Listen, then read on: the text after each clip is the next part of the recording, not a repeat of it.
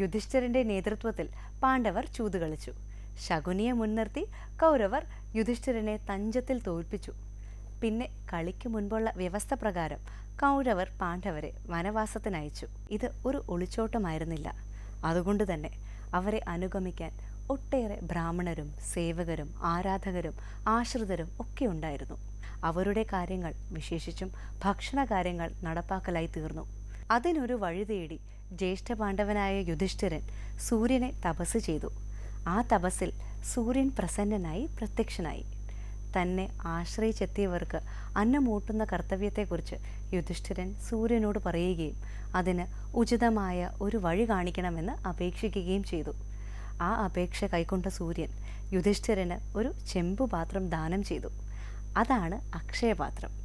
ആ പാത്രം നിരവധി സവിശേഷതകളുള്ളതായിരുന്നു.